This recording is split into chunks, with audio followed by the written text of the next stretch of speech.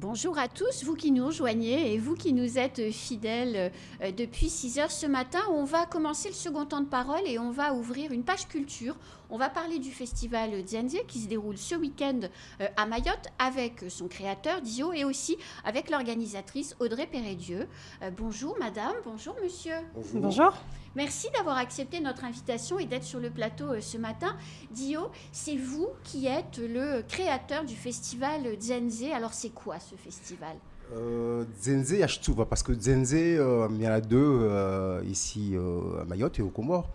Mais là, on parle spécialement de Dzianzé Yachtuva. Yachtuva, c'est celui avec la calebasse, un instrument en 3 cordes avec la calebasse qui est en voie de disparition.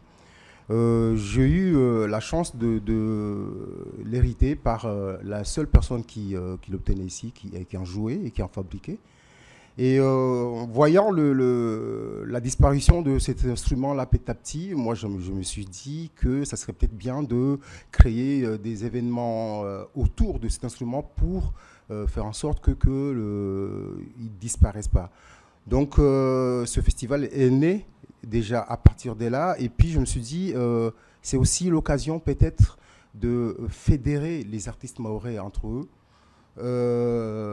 Parce que plus on est nombreux, on est ensemble, plus on a de la force. Et puis les jeunes de Mayotte, les amener petit à petit à apprendre le métier de la musique, parce que ici on n'a pas quasiment rien. Ils ne peuvent pas aller dans une école, musique, voilà, il n'y en a pas beaucoup. Donc c'est aussi une occasion de leur donner la possibilité de faire le métier, en tout cas d'apprendre les outils nécessaires pour la création. C'est pour ça que voilà, des Nibadou, Manu sont aussi ici pour ça. Voilà. Alors Audrey, ça se passe quand? Ça se passe où? Alors, ça aura lieu en petite terre à l'Abattoir, au boulodrome de l'Abattoir, qui se situe proche de la Vasière, à côté de l'école l'Abattoir 6. Donc, ça aura lieu samedi soir à partir de 19h et dimanche après-midi pour la partie Djembé géant, que Dio développera un petit peu plus, qui est également une création originale de l'association Hakuna Matata. Donc, on commence par un concert. Un concert le samedi soir, tout à fait, et un orchestre de percussion improvisé le dimanche après-midi. Alors, le concert, il y a une belle affiche quand même. Oui. Bah, c'est un petit peu aussi l'identité de ce festival. On n'a pas beaucoup de moyens, je le dis. Très peu, d'ailleurs, on tire un peu sur les cordes. Mais l'idée, c'est quand même de réaliser des choses de qualité, que ce soit au niveau de concerts, que ce soit au niveau des masterclass, que ce soit au niveau de résidences. On doit être de qualité, on doit faire des choses de qualité. On ne peut pas accepter sous prétexte qu'on n'a pas les moyens, qu'on ne nous donne pas les moyens, qu'on doit faire des choses, comme on dit ici, manier. Il faut quand même... Qui sera sur scène? Alors, sur scène, il y a Elias, qu'on voit ici. Il y a Étienne Mbappé, qui est de Cameroun, mais qui réside sur Paris. Que lui, c'est quelqu'un qui accompagne des artistes de haut niveau, Jean-Luc Ponty, comment ça s'appelle, Joe Zawinul quand il était en vie, des grands stars. Et maintenant, il a monté son propre projet. Et il fait le tour un petit peu du monde. Et c'était l'occasion, comme on se connaissait, l'occasion de venir aussi se présenter à Mayotte. Puis il y a vous aussi. Il y a moi aussi qui est l'organisateur, qui est un peu dans tous les compartiments. Mais oui, quand on est créateur d'un festival, on fait un peu de tout. Voilà. Donc j'avoue que j'aurais aimé ne pas jouer parce qu'on ne peut pas être et organisateur et en tout cas c'est difficile. Mais je suis là parce que Mounier m'a dit qu'il devait être à ma place, elle n'a pas pu venir. Alors, comment on doit faire si on a envie d'aller voir ce concert samedi soir? Où est-ce qu'on achète des billets? Comment ça se passe? Alors, c'est très simple. La vente des billets se fera sur place. Donc, c'est très simple d'accès depuis la barge pour nos amis grand-terriens. Il suffit juste de prendre le boulevard des Crabes à pied. D'ailleurs, on invite la majorité des personnes à ne pas barger de véhicules. De toute façon, on ne peut pas se garer, donc c'est pas la peine et ça coûte 15 €, c'est inutile. Exactement. Et d'autant on peut vraiment en plus y aller à pied, c'est 5 minutes de marche. C'est plus sympa. C'est 5 minutes et on a la police municipale de Dzaoudzi ainsi que le commandement de gendarmerie qui coordonnent justement leurs forces pour sécuriser les lieux.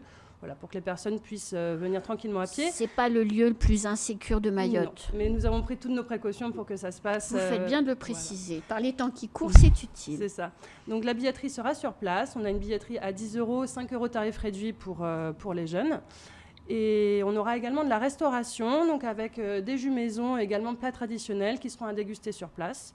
Juste une précision, c'est qu'on n'a pas de terminal bancaire, donc il faudra juste prendre ses précautions pour pouvoir profiter. Avoir le cash qui va bien pour profiter de la soirée. Donc, 19h le concert. Si on veut se restaurer avant, à partir de quand on peut arriver? 18h pour l'ouverture du public. Voilà, donc, et après, ouverture de la scène à 19h avec les jeunes de Dzaoudzi, de l'abattoir, que Dio accompagne depuis le mois d'août 2022.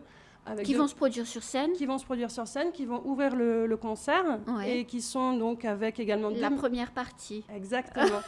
Avec 2 musiciens intervenants venus de métropole depuis le week-end dernier, donc Denis Badaud et Manu Lefebvre, respectivement pianiste, compositeur et chef de chœur et professeur de chant polyphonique. Voilà. Donc, une première partie faite par la jeunesse. Un collectif de jeunes. Local. Et puis ensuite, le concert avec 3 têtes d'affiche. Voilà. On va entendre d'autres artistes peut-être moins connus ou vous occupez tout le concert à 3? À 3, ce sera le cas. Voilà, c'est ça. Et le but, ce n'est pas... déjà, avec 4 groupes, il y a 4 groupes. À minuit, on doit arrêter. Ah oui. Ouais. Donc, pourquoi minuit? C'est 2h du matin, normalement. Oui, mais vous savez, le temps aussi de...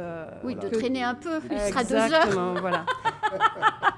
Il y a peut-être un point qu'on a oublié de souligner, c'est qu'à l'occasion aussi de la rencontre donc, de ces, on va dire, 4 forces, entre Dio, Elias et Étienne, qui ont collaboré des années auparavant, il va y avoir un morceau qui sera fait où tous seront sur scène au même moment, à l'occasion d'un jam.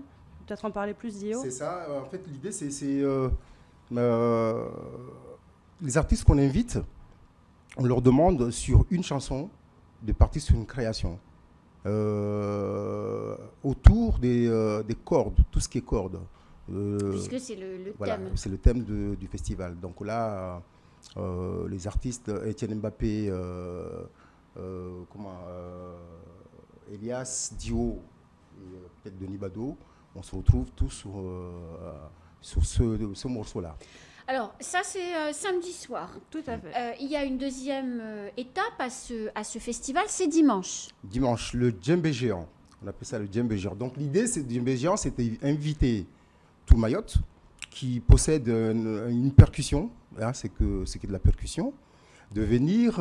avec sa percussion. Avec sa percussion au même lieu du festival. Parce qu'au départ, on voudrait le faire au Faré, la plage du Faré, mais on n'a pas l'autorisation. Donc du coup, on se met au même lieu du festival et il y a un chef d'orchestre qui sera là pour coordonner les différents instruments qui seront là. En 2015, quand on l'a fait, pour la première fois, on a vu des instruments qu'on ne connaissait même pas, qu'on ne savait même pas qui étaient dans l'île.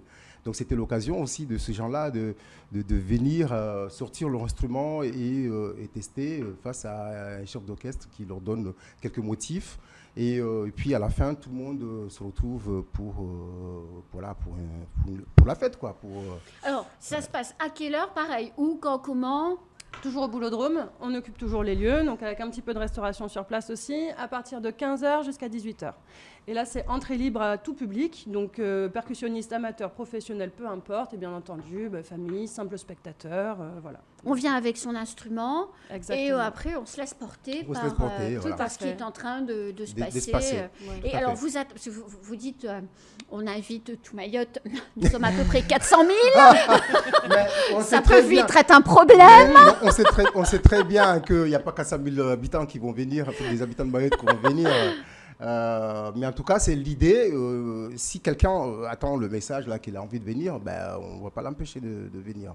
Mais on sait très bien que oui, il n'y aura pas 400 000 habitants au terrain pétanque, ça va être vite un problème. Enfin, on peut vous souhaiter que ça déborde de personnes parce que ça veut dire que du coup, c'est un franc succès. Ouais. Mais quand on l'a fait pour la première fois, on a eu quoi? On a eu 200 personnes à peu près. Oui, c'est beaucoup. 200 personnes, c'est beaucoup. D'ailleurs, c'est pour ça qu'on n'a pas eu l'autorisation de le faire au Faré par peur de circulation, quoi. Oui, puis il y a la proximité de la plage et tous les risques qui sont associés à ça. Une fois que ce moment est terminé, donc après ce djembé, qu'est-ce qui se passe? Le festival est terminé. Comment vous allez en faire la promotion après? Tout à fait. Bien, la clôture du festival sera avec le djembé géant. Et tout ce qu'on souhaite, c'est que ce soit un vif succès pour pouvoir réitérer l'année prochaine. Donc voilà, on a déjà des partenaires solides là pour cette année. On a la direction des affaires culturelles de Mayotte, également la commune de Dzaoudzi l'Abattoir, l'office du tourisme de Petite Terre. Et voilà, donc on espère que ces partenaires nous suivront également l'année prochaine pour créer un événement de plus grande envergure avec des têtes d'affiche tout aussi prestigieuses que celles qu'on a. Alors, vous disiez que la production était portée par une association qui s'appelle Hakuna Matata. Oui. C'est pas la première fois qu'on entend ce nom dans les spectacles. Alors, c'est quoi l'activité d'Hakuna Matata? Alors, l'association a été créée en 2014 à l'initiative de Dio, qui est revenu de métropole. Il en parlera très certainement mieux que moi.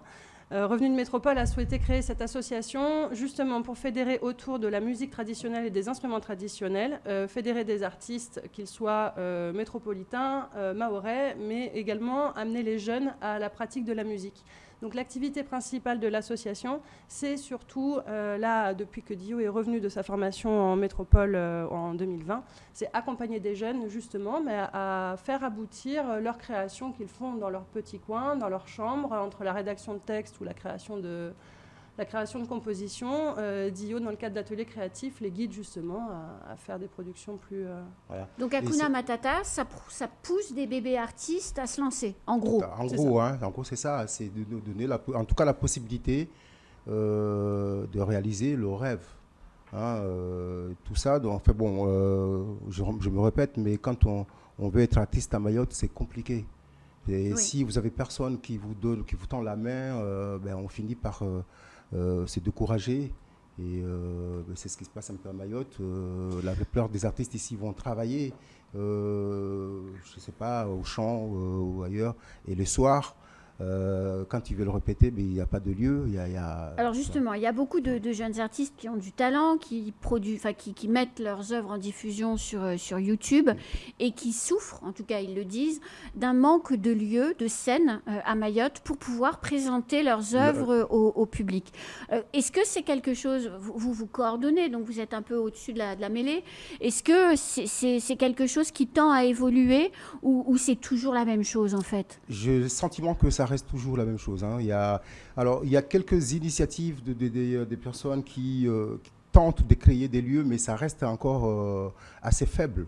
Le combat, moi je considère que c'est un combat pour moi, c'est d'amener à faire prendre cette conscience à ceux qui ont la possibilité de mettre les moyens pour créer ces lieux, pour faire en sorte que la culture elle soit prise en considération. Parce que moi, le sentiment que j'ai en faisant tout ça, c'est qu'on ne nous prend pas vraiment en considération ici. Vous êtes un artiste, mais c'est tant mieux pour vous.